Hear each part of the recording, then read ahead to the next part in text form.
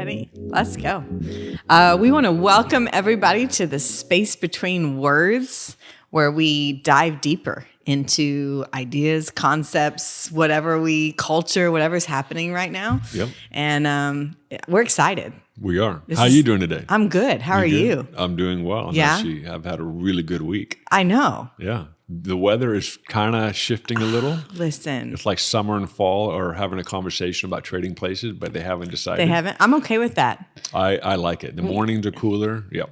Yeah. No, we were talking about that yesterday and just being like, this is one of the best Augusts we've had here. This is 3. This is our third one. This is our third August.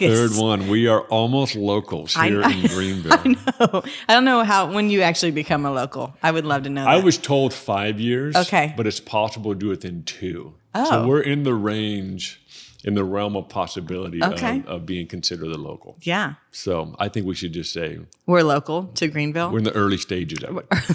The early stages. Out of respect for people that were born and raised here. So Yes. Yeah. I'd be interested to see what they say about that. That's good.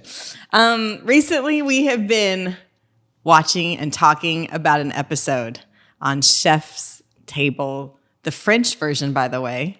it's an old version. Yes, because I don't know if everyone understands, but there's there's Chef's Table on Netflix, and then they have Chef's Table Pizza. But this one is on Chef's Table French.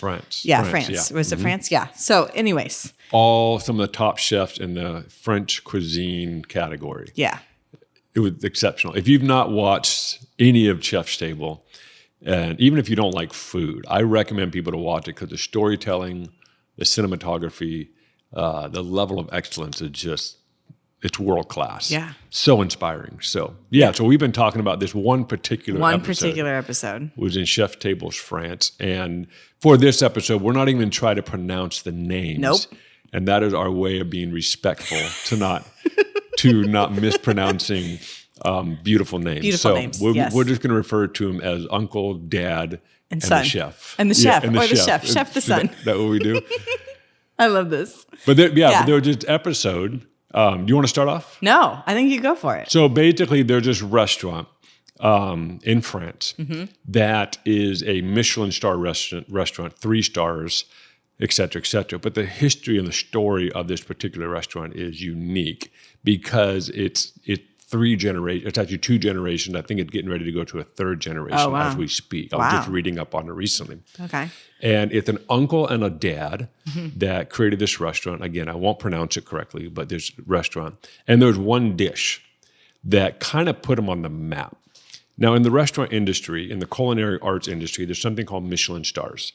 And it's one of those things where you have to earn your stars, and the level of what's required, quality, taste, everything, the experience has to be at such a high level, and you get rated. So this star got a bunch of its Michelin star rating because of one particular dish that is called the Salmon sorrel. And this dish put them on the map. It made them super famous. And so this Uncle and Dad restaurant just kind of blew up. It just became this iconic place to eat. Well, fast forward many years, the son of the dad, of the uncle and the dad, the son of the dad, he's coming into his own, and he is getting ready to take over the restaurant. And you were sharing, he grew up in the restaurant. He grew up. They actually talk about how he was he played hide and seek with his cousins in the winery downstairs. And I said, that is a great life to be raised in. You would grow up with a refined taste in every area of life. I feel like, you wouldn't be able to just go get the box wine at the local store anymore. And you said you would love to have that childhood. I would. Yeah. I mean, you would like to grow up in a wine cellar. I would. I don't know what that says about me, but yes. No. And I also love that it says that he grew up eating that dish as a family dish. So it wasn't even just, I think that's crazy to me. Something that is world renowned, that's what you grow up eating, as a norm in your life. When people are traveling the world to eat, it's just a normal meal. Does that make sense? That's crazy to me because, most of us grow up on mac and cheese and, a box, you peanut butter and jelly, all the things. This guy grew up with a 3-star Michelin. It was a normal meal. Yes. Great. So he ended up kind of taking over this restaurant. Yeah. And so it's generational now. You've got traditions. You've got dishes that made him famous. And made him known. And so now this son, who's now an adult, it takes over this restaurant.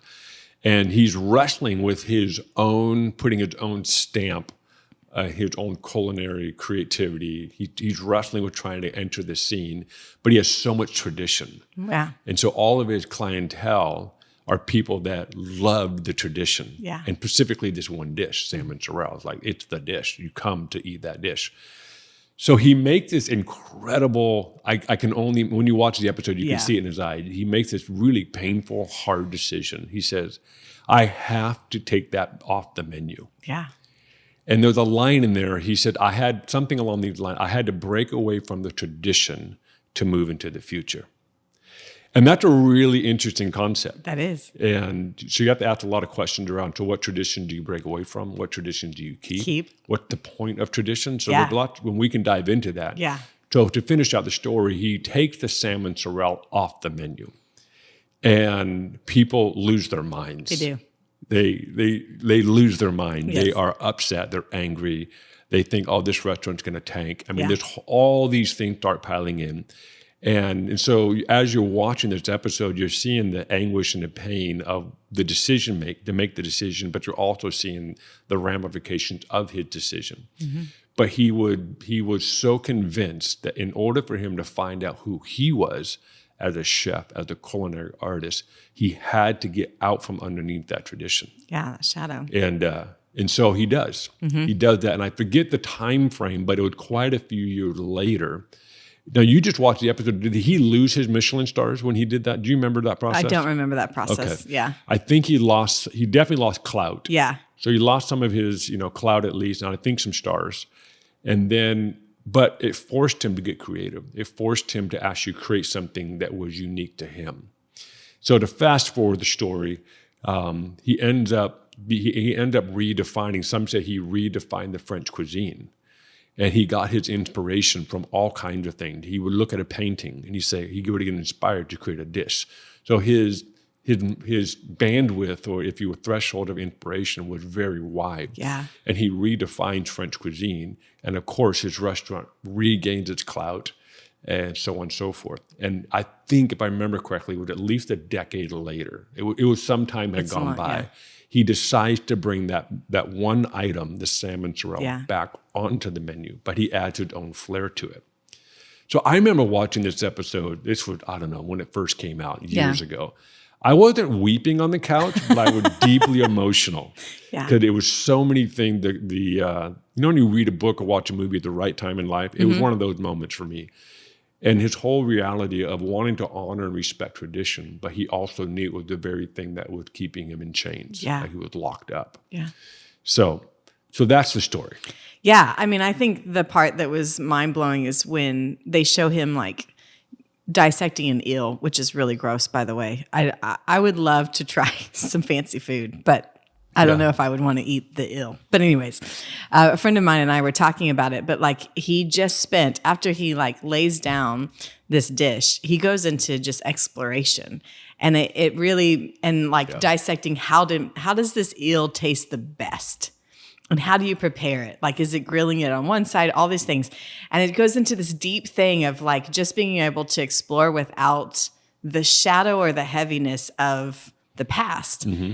Which was really inspirational to me because I'm like, that's it. Like, I know that we want to hold on to some traditions and we can go into that.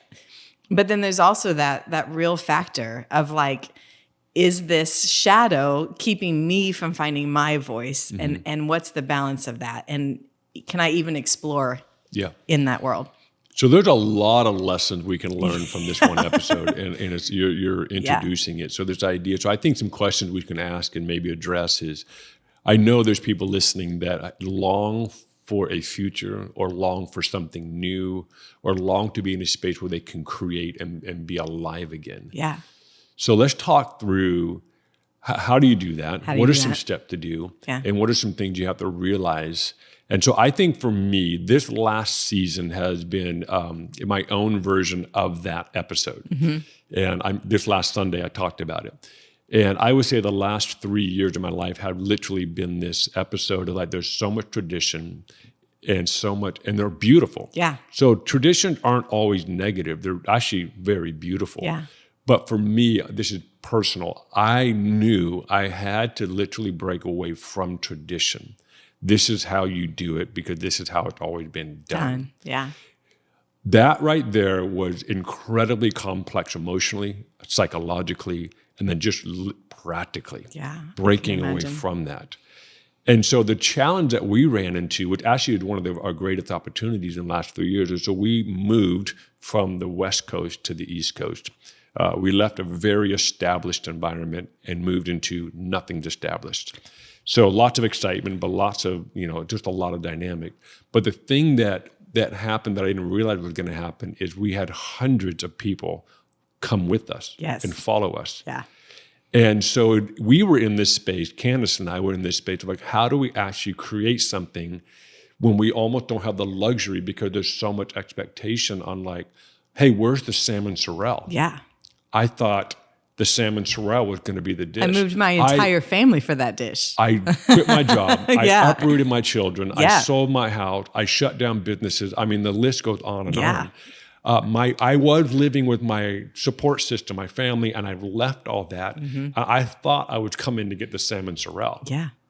So we've had so many conversations in the last 3 years around that idea of like, where's the salmon sorrel? Yes. And we've done our best, I would say, probably not perfect, but done our best. Like, there is no salmon sorrel. Yeah. Like, we did not come here to do the salmon sorrel. Salmon sorrel is beautiful. It tastes good.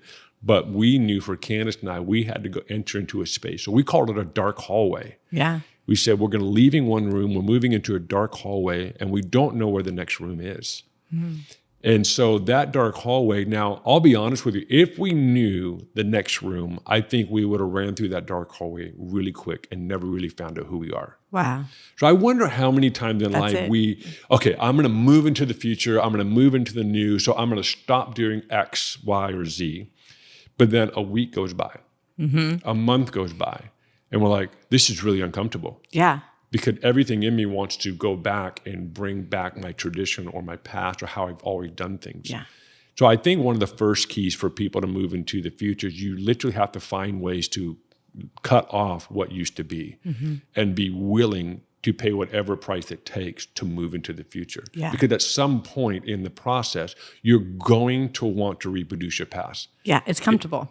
It's comfortable. It's familiar. Yeah. And what we tend to do is we just dress it up differently. Yeah. We put a new name on it and say, this is the future. And all you've done is taken something you're familiar with and repackaged it. And you've repackaged it. And I think we talked about that in another episode. Yeah. So I think the first key or insight I would tell people is you have to be willing to write it out.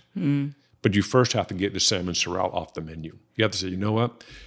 Maybe someday I'll bring it back. I don't know. But right now, I have to be willing to not ever bring that back up. And that's the challenge, I think, for a lot of people that follow Jesus, because some of these traditions are so steeped in your faith. Yes. And certain practices and certain things you do are actual expressions of, this is how I follow Jesus. Yeah. So if I get rid of that, does that mean I'm following Jesus anymore? Exactly. Or am I? And that's the complexity. That's the balance. Of it. Yeah. And so.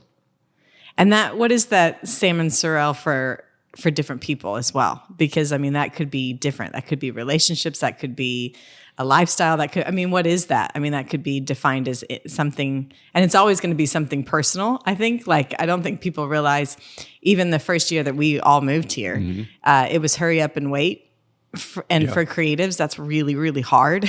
And so, but it's sitting in that hallway and being in the quiet and being like, okay, I just cut off everything that's familiar, everything that's normal. And now I'm sitting in the waiting period. But in the waiting period, I think is when we, again, what you were saying, we experiment, we explore, especially in a dark hallway, you're feeling around sometimes. Yeah. But I just feel like it's a really cool moment for us to discover what's next, so that when you do get to the door, it's like, oh man, this is it. This is what I've been waiting for.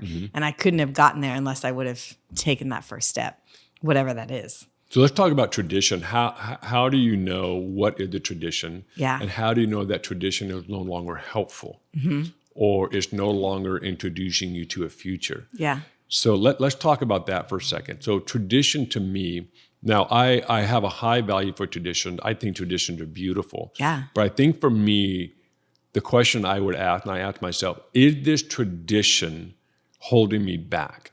Interesting. Is it lost its essence? Yeah. Is it just a routine? Is it just am I in a rut with it?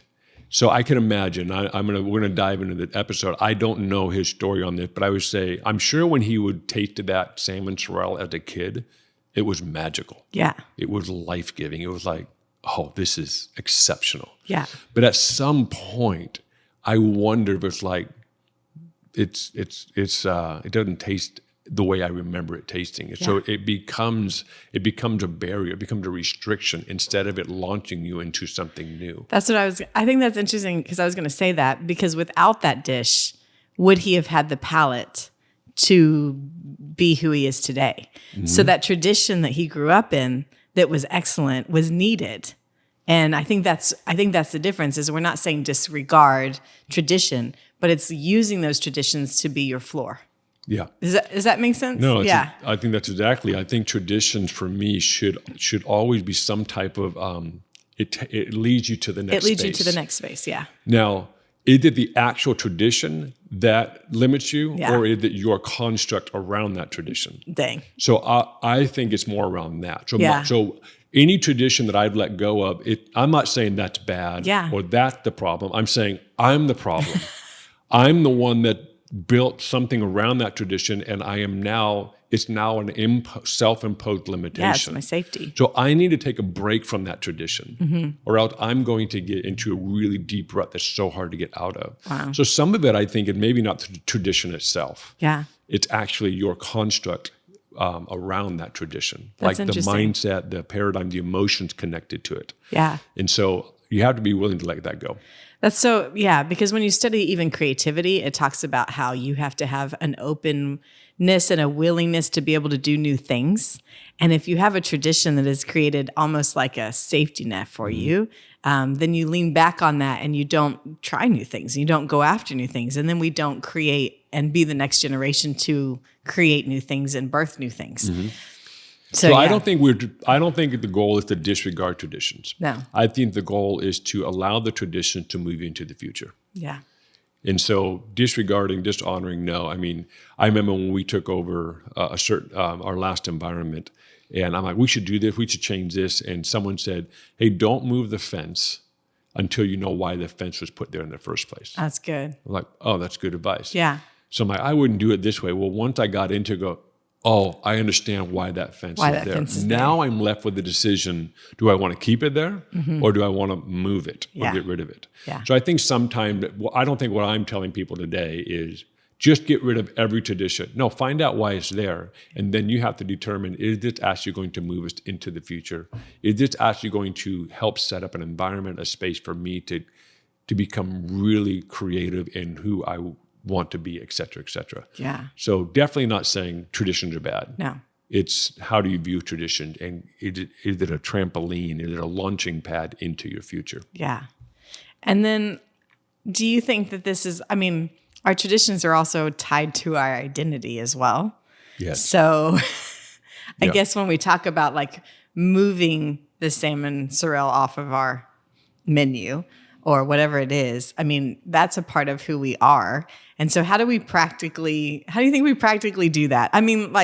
For instance, and I know that yours is, your story is crazier than mine, but I grew up in the arts world. I'm a professional dance choreographer, and then I step into youth pastor role this year, and very different. And so everyone knows me as this one thing, and now I'm stepping into a completely different role and title.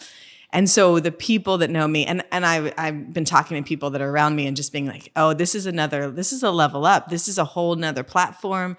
And how do I move into that? How do I move into that and step into even the relationships I have? So what are some, practical things for you to step into that and to release the salmon, I guess? Yeah, I think, we were talking about how there's relationships you have in a certain season of life. Yeah. And when you essentially have decided to leave that whatever season, even locale or job or space, and you move into a whole different space, those relationships you had in the last season have to be redefined in the next season. Mm-hmm. And so I think it starts internally.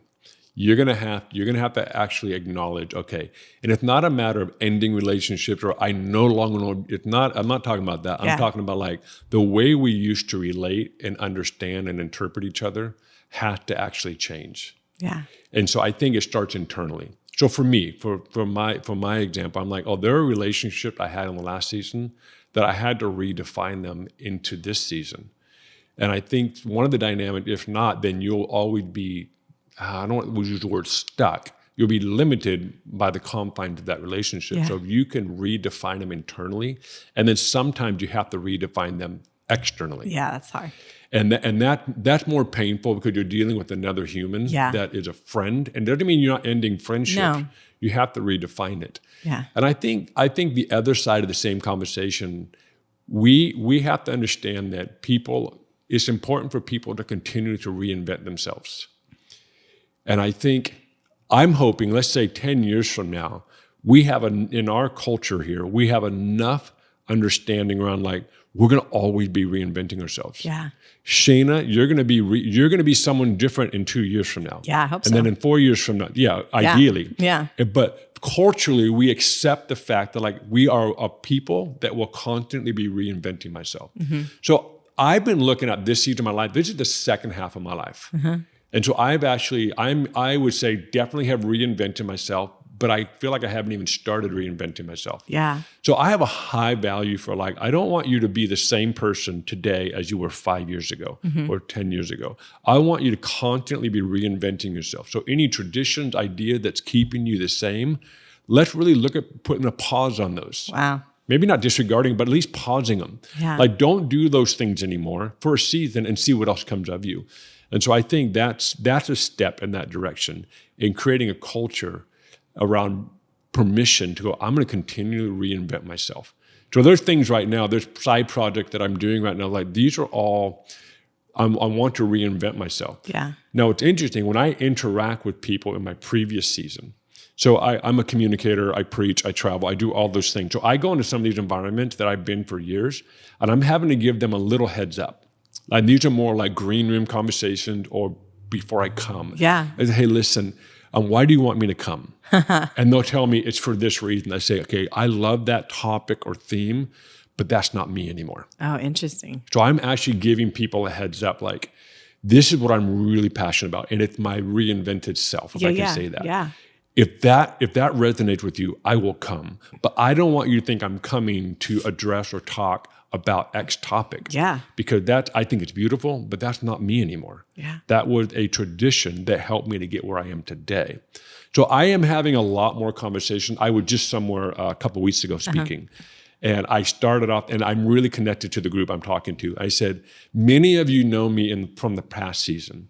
So I'm going to talk about stuff today that you've never heard me talk about, but this is who I really am. Wow.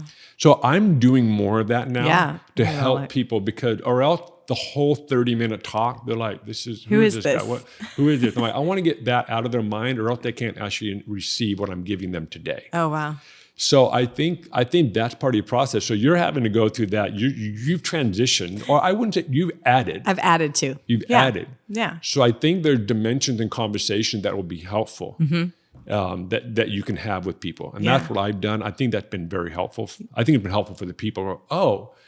What most people think, you've left, you've rejected. I'm like, no, that's not what I'm doing. No. This tradition actually helped me to get to where I am today. It's an expansion. I wouldn't be here today without that. Yeah. So. Yeah, it's the expansion. It's the expansion. Yeah. So I just want to add on to my story. Like, I don't want it to just be one dimensional. That's not a great story. And we're storytellers, right? So yeah, I don't know. I think also, like, as a mom, I look at getting rid of the salmon and I'm like, oh, that is such a painful process. And I just want to encourage people listening is that we're not saying this is easy, because I think even like the first year of us moving here, we talked about it and laughed. Like, it was one of the hardest years of just giving up the norm and rediscovering, but also exciting as well.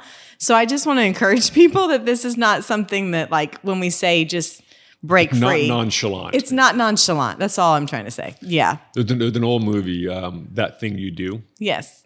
With Liv Tyler, and I forget the other actor's name. We're going back. Yes. We're going back. And they write this hit song.